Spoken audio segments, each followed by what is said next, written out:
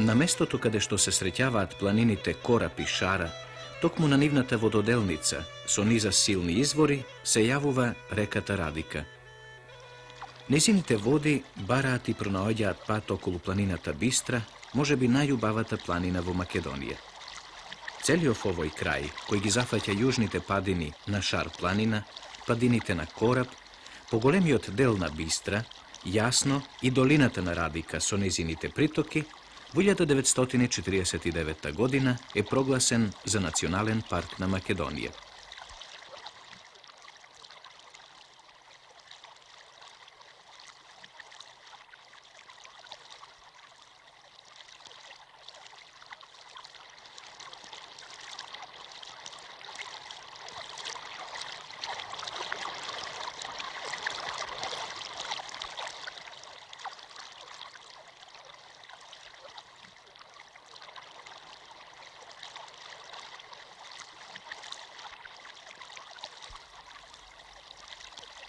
Присојните падини на Шара и на Корап и текот на Радика се патокас на нашиот пат околу Бистра. Како што гледаме, тоа се непрегледни пасишта. Во пределот наречен Црн камен, на височина од речиси 2000 метри надморска височина, се јавува рекичка со истото име Црн камен. По пејсажот би се рекло дека не сме толку високо. По венецот планини што ја сочинуваат Шар планина и падините на Корап, се протега зоната на еруптивни и метаморфни карпи од палеолитот, делумно прекриени со млади палеогени варовници. На старите и непропустливи карпи се задржуваат површинските води кои веднаш понираат штом ќе наидат на подрачјето од карст. Во таа игра на водата и камењата што за луѓето и за добитокот значи живот, овдешните стада и овчарите во непрекинатата потрага по вода и сочни пасишта разгазуваа столетни патишта и патеки. Но високо положените пасишта во изворот на Радика се пристапни само од доцна пролет до есен, од крајот на мај, кога снегот се топи, до почетокот на октомври, штом ќе падне новиот. Изобилството вода и силата на планинските потоци што се слеваат во Радика за по нејзиниот кањон да потечат кон Дрим беа поттик за изградба на хидроелектроцентралата Маврово. Тој сложен проект е започнат токму овде, на изворот на Радика, чија штотуку родена сила со систем брани и тунели ќе запре во Мавровското езеро. Дел од коритото на Радика ќе остане без вода додека не ги прифати новите притоки од Корап и Влаиница. Штом зајакне со Радика, ќе се сретнеме во нејзиниот кањон. Цевките на хидросистемот не доведоа до Мавровското поле долго 10 километри, широко до 5 километри, сега езеро на околу 1250 метри надморска височина. Браната ја запира водата по природниот пад на теренот да не тече по долината на Дрим и да сврти во долината на Вардар. Тоа е модерна пиратерија со која човекот, водите на Јадранскиот, ги насочил во Егејскиот слив за да ја раздвижат хидроцентралата Маврово.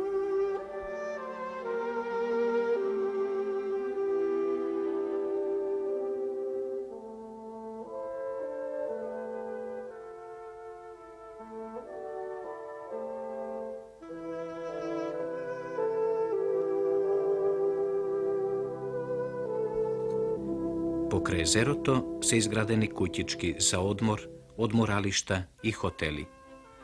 Но сосема е сигурно дека планините Бистра и Корап и реката Радика привлекоа повеќе посетители отколку пространото Мавровско езеро.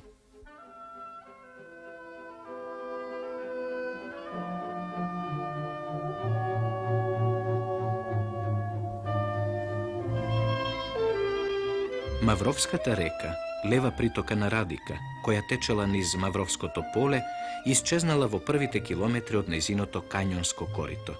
Наскоро по нејзината долина ќе зажубори водата што се слива од околните падини.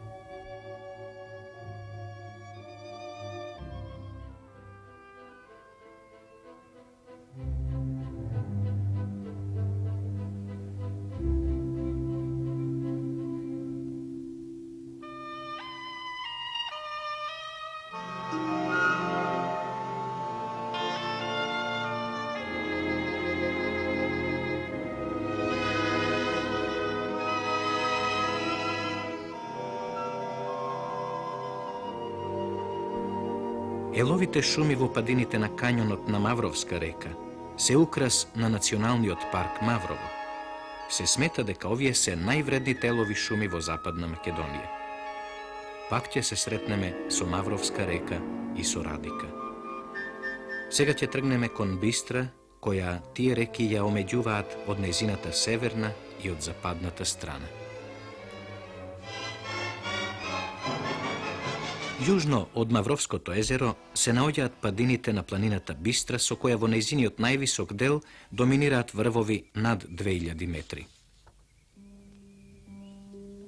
Врвот Меденица, највисокиот врв на Бистра, 2163 метри, е над морето. 100 квадратни километри, колку што изнесува површината на Бистра, всушност е високоположената висорамнина од 1800 до 2000 метри со различен геолошки состав. Тука, на не многу големи далечини, се среќаваат стари кристалински маси и геолошки млади седиментни карпи.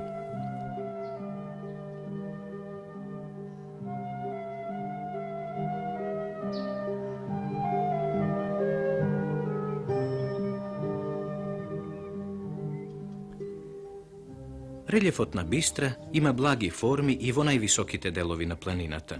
Водата што се задржува на карпите од палеозојски филити, лискун и песочник е предуслов за бујните пасишта.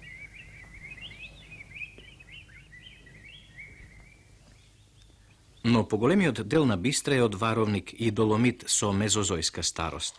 Каде што има варовник, и доломитите се присутни карсни појави од кои посебно се интересни понорниците. Водите кои понираат овде е докажано дека се јавуваат на 7 километри подалеку и ја напојуваат Галичката река под Галичник, највисоко положена поголема населба во Македонија и една од највисоките во Југославија.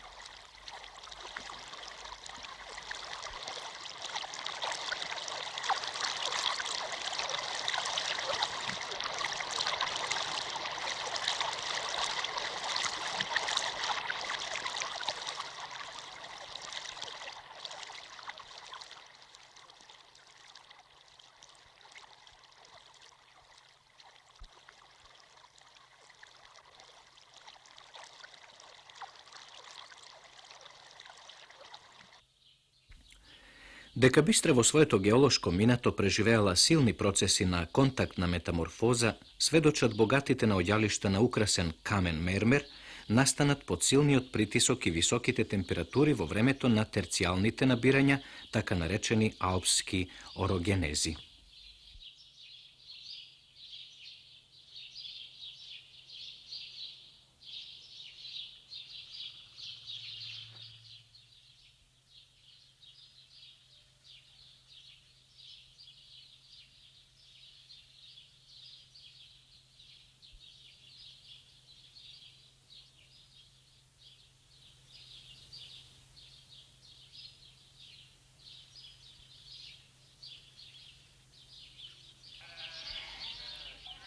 Овој дел на Западна Македонија од памтивек се вика Горна река. Бистра е средиште на Горна река, а нејзините пасишта со столетија ги привлекувале сточарите од долината на реката Галик, близу Солун, ваму лете да ги тераат стадата на испаша и на крајот овој предел да го изберат за свое постојано живеалиште. Галичник, центар на мијаците, знаел и за подобри денови. Добриот пат ќе не доведе до населбата на 1395 метри височина, која во времето на расцутот на познатите сточари и производители на кашкавал, килимарници, резбари и најпознатите печалбари во Македонија во 1911 година имала 800 куќи и 4000 жители. До 1931 година бројот на жителите се преполовил, а денес преку зимата во Галичник останале само неколку семејства. Додека ги посматраме единствените градби што подсетуваат на орловски гнезда, се присетуваме дека тие куќи се градени со тешка работа и со големи одречувања, со години и години печалба по далечни градови и земји. Овдешните печалбари се нарекуваат гурбетчии, a работеле како дзидари, слаткари, млекари, гостилничари, но и како обични работници. Два пати годишно, во половината на јули и пред крајот на август, се состануваат галичаните во своето родно место. Тогаш се среќаваат оние што живеат во Скопје и во многу други градови на Македонија со оние од далечните краишта. Оживува древната традиција, се облекуваат народни носии, а домашните и гостите уживаат во галичката свадба, како што се нарекува оваа приредба, што со сите подробности раскажува за богатиот свадбен обред на мијаците. Покрај новиот хотел, изграден на најубавиот видик на Галичник, 800 метри над реката Радика, се формира свадбената поворка. Тука младоженецот ја презема невестата, кумовите и бајрактарите ја вршат својата должност, а накитените сватови се упатуваат на венчавката и кон поставената трпеза.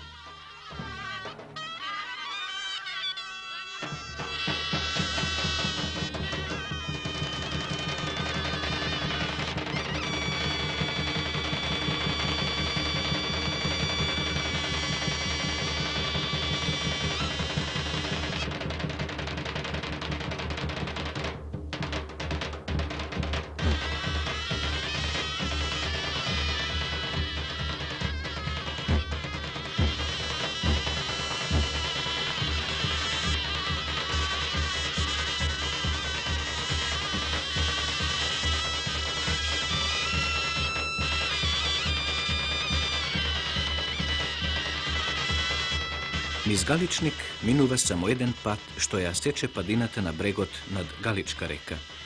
Покрај тој пат се наоѓа поголемиот дел од населбата, но куќите се расфрлани по целата падина. Плоштадот на кој се одржува Галичката свадба се наоѓа во центарот на населбата, која се издолжила добар километар. Во почетокот својата населба галичаните ја нарекувале Старосело. Подоцна го среќаваме името Галичник.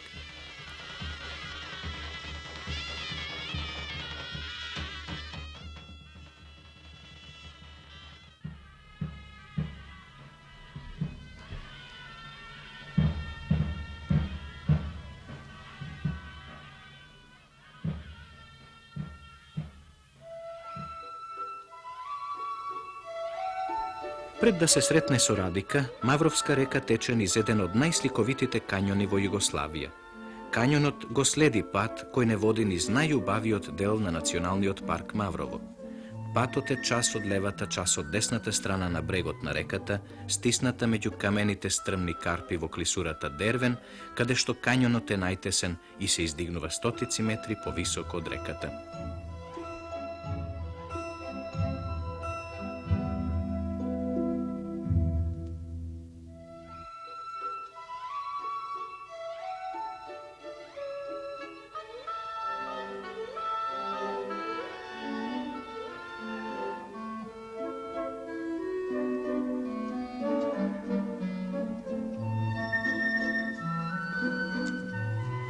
Посебно се интересни големите поткопини, сведоци на ерозијата на реката која имала време за милиони години да ја искаже својата сила и градителското умење. На првото поголемо проширување на речната долина се наоѓа новиот хотел Кораб, да не подсети на близината на вториот по височина врв во Југославија. Покрај хотелот под селото Волковија е споменикот на востанието на македонскиот народ, на славните денови на народно-ослободителната борба и револуцијата, која за македонците значеше социјално и национално ослободување остварено по многу векови.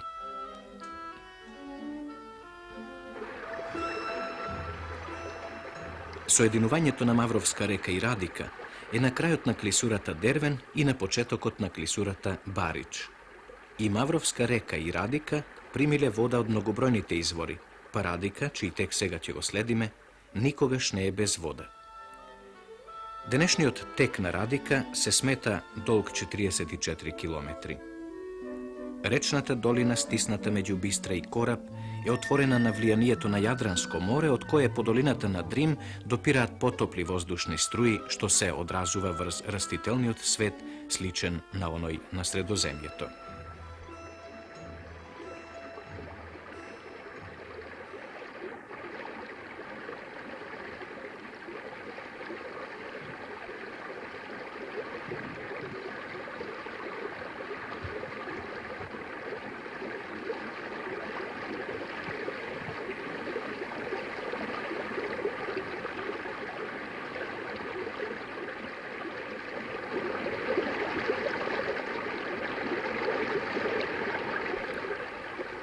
Риболовот е дозволен. Управата на Националниот парк Маврово се грижи за порибувањето. Таа издава дневни риболовни дозволи.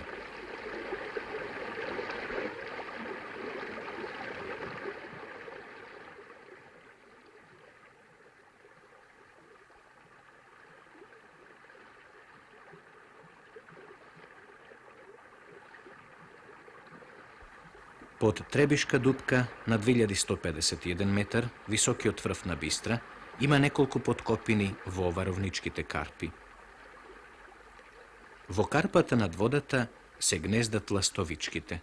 Младите овде се сигурни од грабливците. Водата е близу, а птиците за своите гнезда ја избрале сончевата карпа.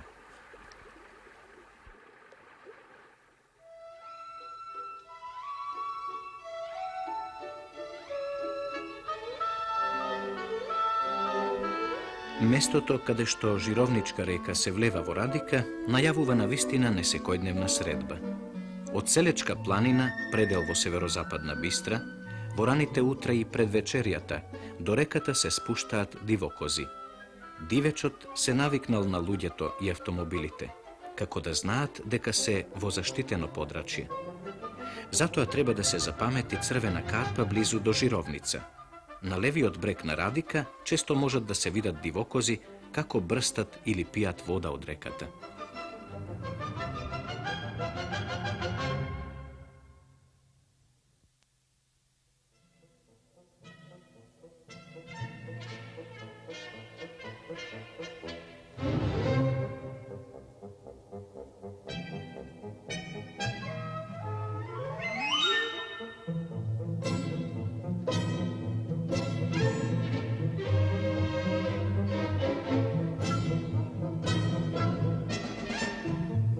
На местото каде што долината на Радика пак се шири, а патот преминува на незиниот лев брег, планината Кораб, што беше на десниот брег од реката, ја замени не многу понискиот Дешат. По падините на Дешат се наоѓаат селата Требиште, Битуше, Ростуша и Велебрдо. Точно наспроти Велебрдо, во зеленилото на падината Подмеденица, главен врв на Бистра, скриен од окото на патникот, речиси 10 векови обстојува манастирот Свети Јован Бигорски. Според една хроника, изграден е 1020 година покрај Испосничката пештера. Во 16 век турците го разурнале манастирот. На истото место во 1743 година е подигнат нов манастир. Подоцна се доградувани конаците, а мијачките мајстори богато ја украсиле внатрешноста на конаците, особено манастирската црква. Иконостасот од оревово дрво работен во техника на дрворез се мисли дека е највреден во Македонија.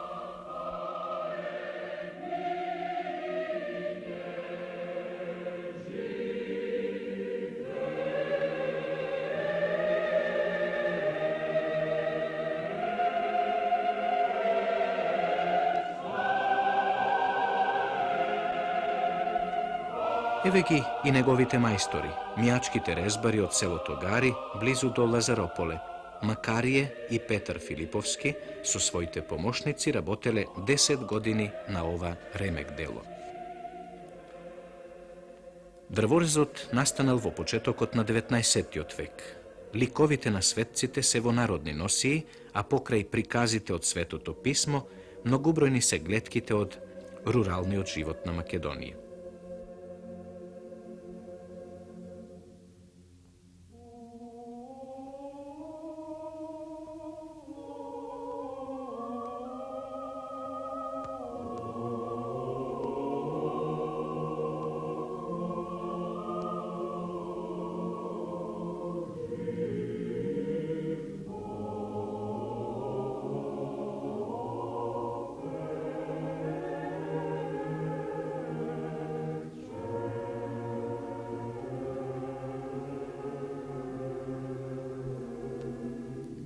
Кога човек ќе се најде во оваа црква музеј под заштита на државата, не сакајќи зажалува за времето кога на луѓето не им се брзало, зашто 10 години во животот на човекот не се малку.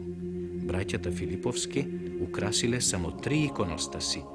Едниот од нив изгорел, другиот е во црквата Свети Спас во Скопје, а третиот овој во манастирот Јован Бигорски.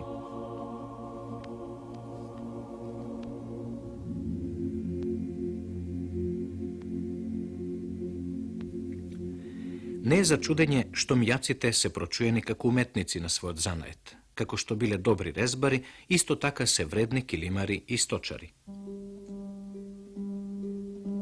По непрегледните рамнини на Бистра, еден сточарски пат во поново време е проширен. Тој започнува во Маврово и води во Галичник, но се одделува за Лазарополе, второто од поголемите населби на Бистра. Покрај патот има многу бачила, како што се нарекуваат планинските сточарски живеалишта. Дење овците се по пасиштата. Покрај Шар планина, Бистра е најпознатото овчарско подрачје на Македонија. Навистина, и овде се проретчија стадата, но се уште ги има доста.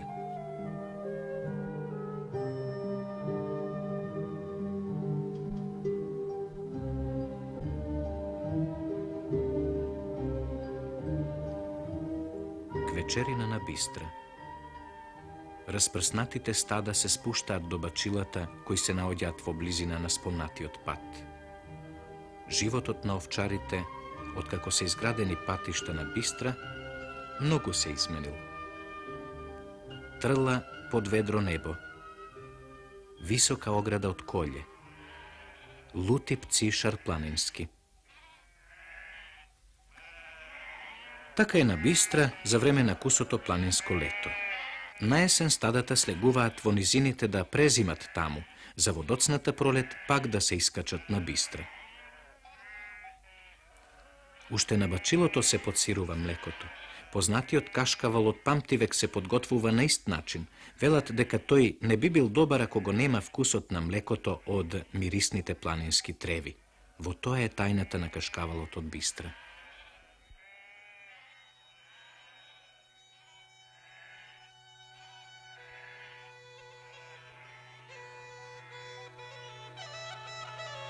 Зборот кашкавал е од италијанско потекло, а означува вид полномаслено овчо сирење. Значи од млекото не смее да се обере кајмакот. Напротив, токму кајмакот е основата на тоа сирење со необичен мирис и вкус што не се заборава. Со векови тоа сирење се подготвува во планината. Свежиот планински воздух е важен во периодот на дозревање на кашкавалот. Ова е задружната зграда на височина од 1300 метри, близу до Лазарополе.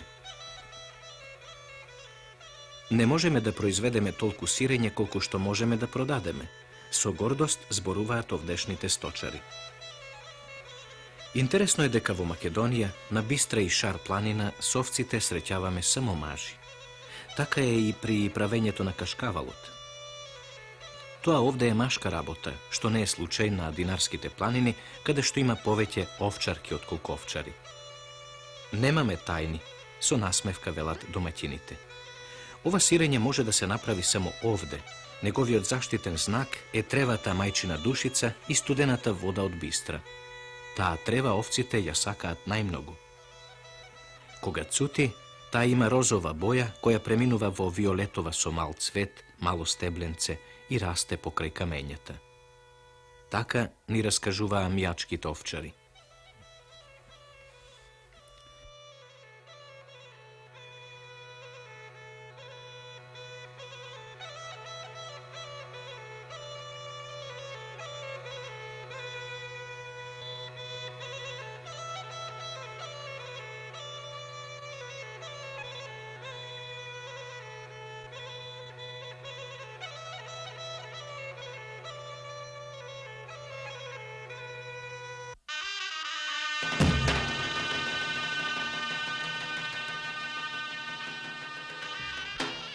По Галичник, Лазарополе е најголемата населба на Бистра.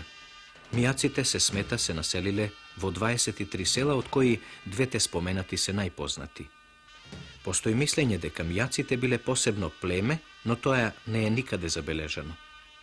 Како и да е, двете мијачки населби делат слична судбина.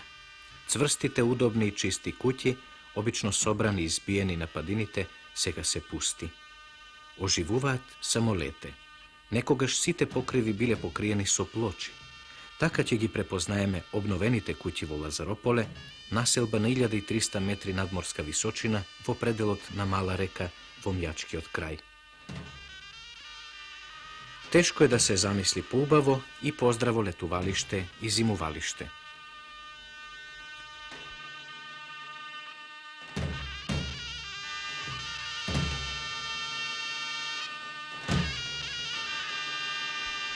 Го напуштаме Лазарополе и Мијачкиот крај. Радика се подготвува своите води да му ги предаде на Црн Дрим, кој во близината е претворен во езеро. Сега реката е меѓу планините Стогово и Дешат, кои ги замениле Бистра и Кораб.